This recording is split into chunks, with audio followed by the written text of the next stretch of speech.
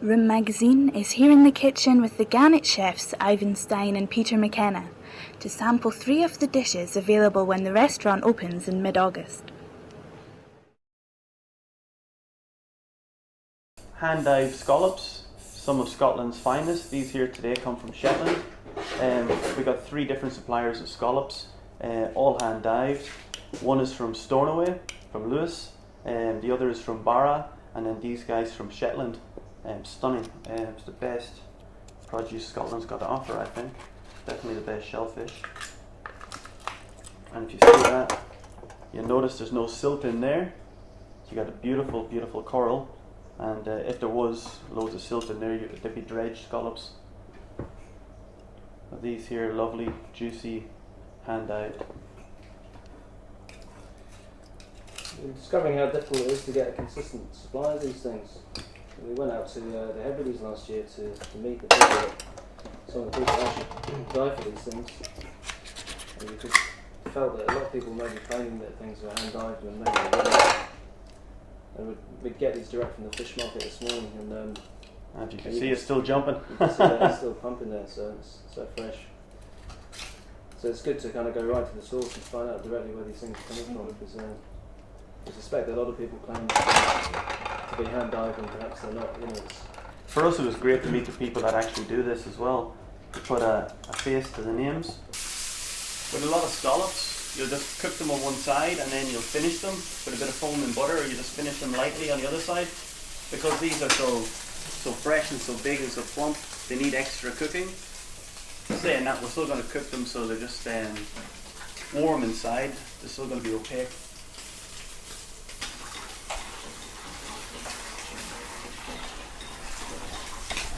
Yeah, so we just got some nice fresh trees down at the market this morning.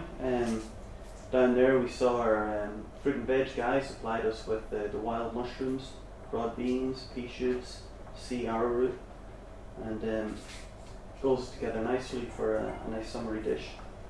We chose the wild mushrooms for the smokiness, their earthiness, and they marry very well with the chicken wings. So to enhance that smoke, we decided that we would lightly smoke, confit and lightly smoke the chicken wings, just to bring another dimension to the dish and just to basically embellish the scallops. The wings have been lightly smoked, they've taken on a nice deep colour. I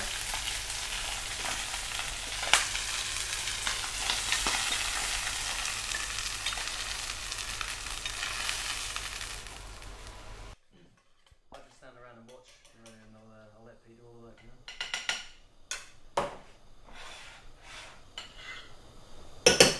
So on the plate first we put the pea puree. Then we got this lovely mix of the wild mushrooms, peas and broad beans.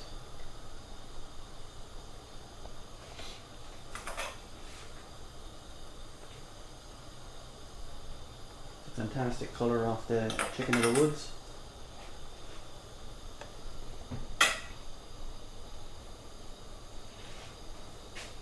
Two generous scallops. And like I said, the chicken is just there to garnish.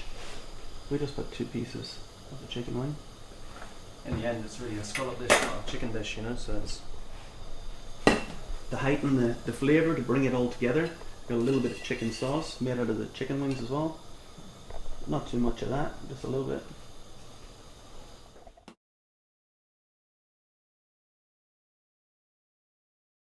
You know, we went travelling around, we went to the Highlands, the islands, all over. And then at the end of that week we thought, you know, we got to have a name for the restaurant. We were undecided. We had a name and then it just didn't feel right, so we decided to change it.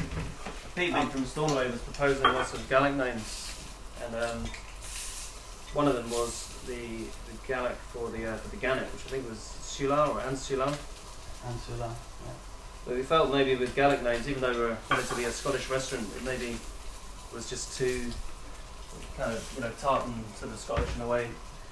And half the time people can't pronounce the names either, so it was maybe not a good idea. So we just thought, well, what about the Gannet? You know, rather than the Gaelic name of the Gannet. And when we said that, we were joking. You know, it was humour. It was the crack. But, you know, we had a couple of beers, we talked about it, we laughed about it. And the next morning, when we woke up, every one of us thought, wow, you know what, that's going to work. You know, it's catchy. where I come from, it's double entendre, you know. My mother used to call me a greedy Gannet. It's the same connotation in Glasgow as well, in Scotland. So it has that connection with food and people that are interested in food, and with a kind of slightly light-hearted as well. They don't take themselves too seriously. So Just cut me a piece of lemon, please, Adam. make these Scotch eggs, which we're going to feature on the bar at the Gannet. I think it's quite nice. The idea of the Gannet is that you could maybe have a plate of food like the one Pete made for us earlier, but there's also one another side of things, which is much more kind of like nice bar snacks basically, but all freshly prepared. So if you want to just pull up a stall and have a pint or a glass of wine and a couple of snacks, then that's absolutely fine as well. So this is something that you'll see in the menu when you come in there. We make the Scotch eggs with duck eggs. We've tried them with hen eggs, tried them with duck eggs. They're just a little bit richer. We really think that the Stornoway is a really good Scottish product. A really good example of good regional produce. For me, it's up there with sort of Spanish morcilla or some of the best sort of French Pinot Noir that you get. So we've rolled it quite thin and tried to reduce that amount. Because the eggs are quite big as well, the duck eggs are slightly larger than hen eggs. You feel that it would just be a bit too much if you had a big thick layer of meat on the outside as well. And what I do is it's important not to get anything wrapped in the cleats there, otherwise it won't unwrap in the way that you want. Let me tighten that.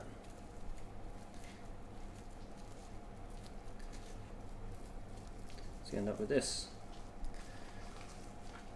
Make sure it gets a nice covering all over of the egg, otherwise obviously it won't stick. But you want to get rid of the excess at each stage of this, otherwise it gets very clumped and a bit soggy, and we don't really want that. It's just enough to get each layer to cling to the next.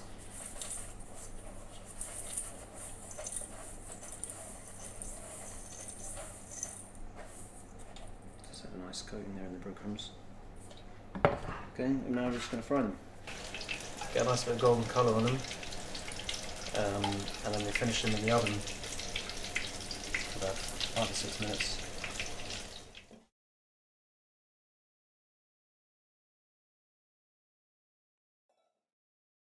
With a lot of good restaurants, although you can get, although the food is often great, sometimes just that things can be a little bit too formal and it puts some people off. So the idea is if you can try and get some of the kind of quality of the food that you get in one of these nice restaurants, but without all the kind of too much sort of fuss and attention, just so people feel a bit more relaxed, just in the way they would in a bar. It's kind of what we're. They use their own smoker to prepare the chicken, which has already spent the best part of the day in brine. For this dish, they used a whiskey glaze and finished it off in the oven.